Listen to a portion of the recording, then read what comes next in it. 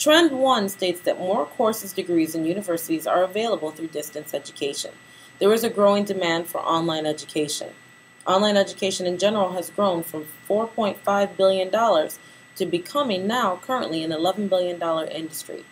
Businesses now are becoming more accepting of online degrees. There was a time when people didn't know what an online degree was and didn't see it as something reputable, but that attitude is changing.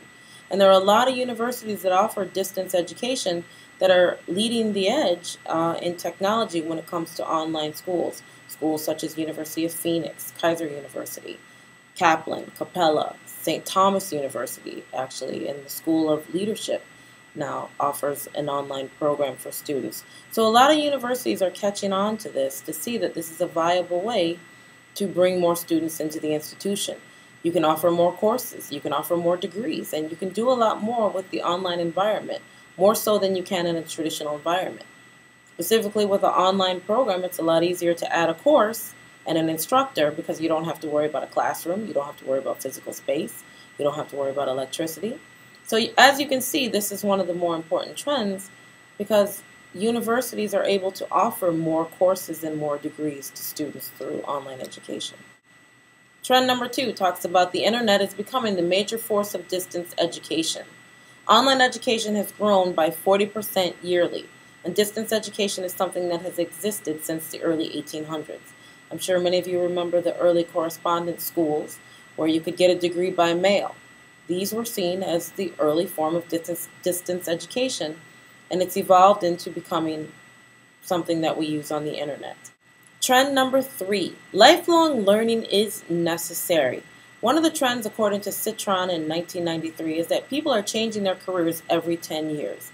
The norm for my generation, which is Gen X, is that you're not supposed to be in a career any longer than 3 years. If you stay in a position longer than 3 years, you're seen to be someone who's lazy.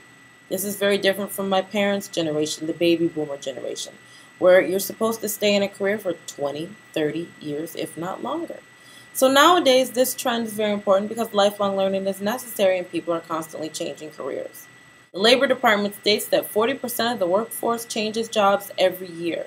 In our current economy with our recession, it's not uncommon to see people changing jobs. Another important area with this lifelong learning is that people need to update their skills. It's very important that people stay competitive. The jobs are changing and technology is changing and people need to be up to date on this. So lifelong learning becomes a necessary component of people staying employed.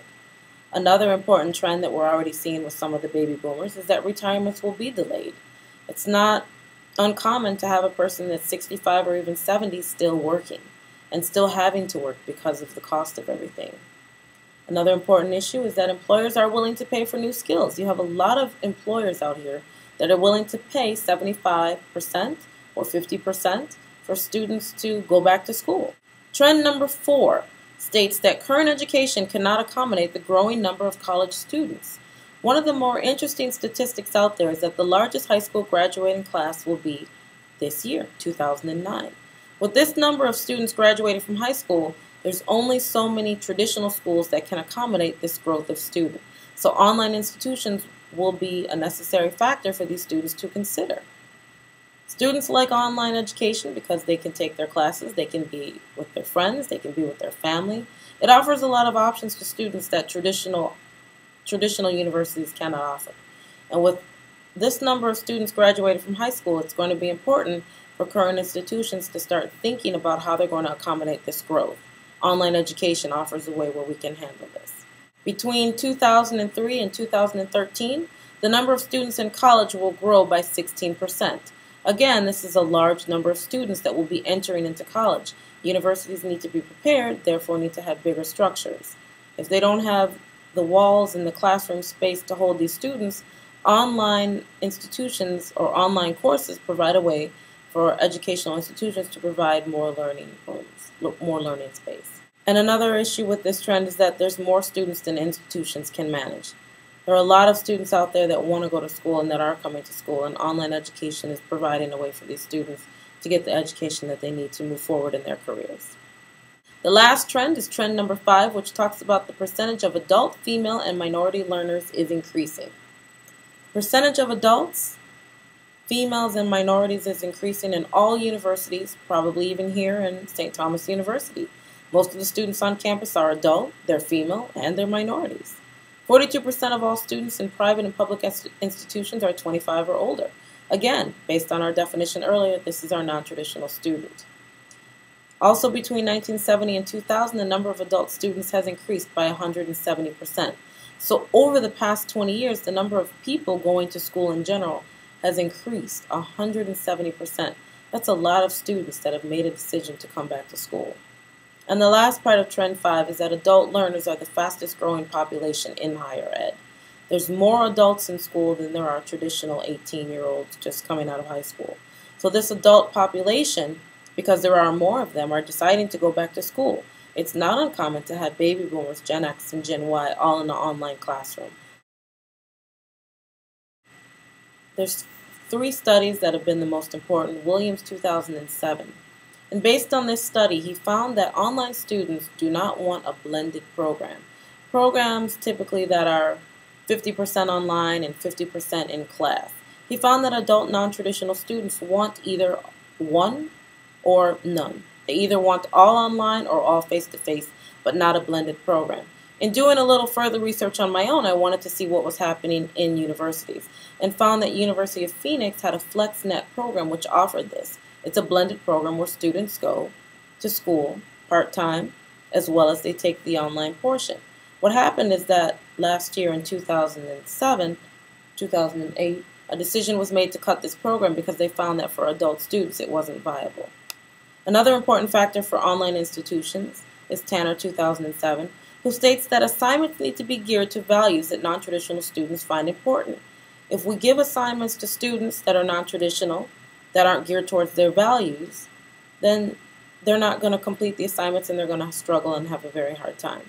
And the last part of the research suggests that for non-traditional students online, that their motivations are different.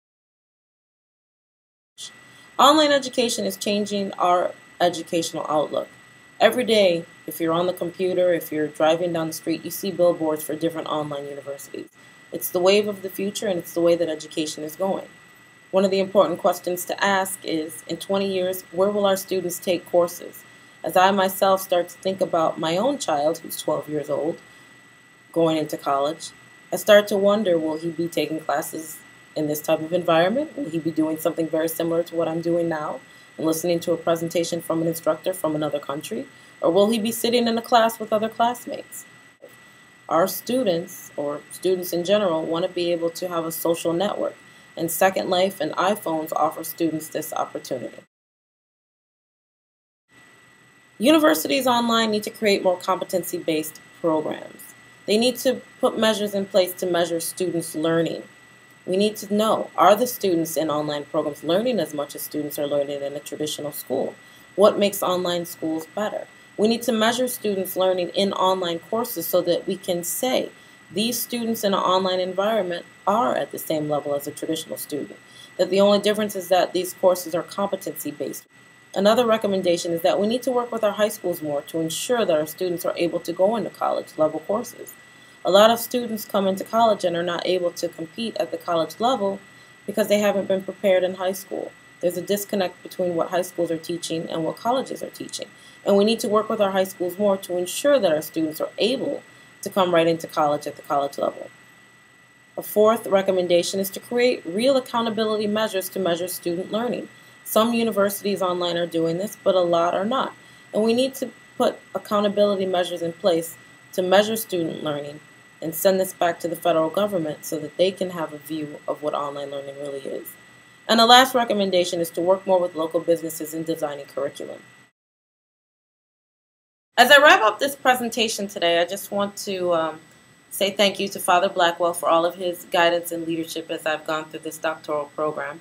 It's kind of sad that this is the last thing I have to do besides my dissertation, but it's actually been something that's fun. I enjoy research, and hopefully you gained a little bit of knowledge from kind of my thoughts as far as non-traditional students online. It's a very short presentation.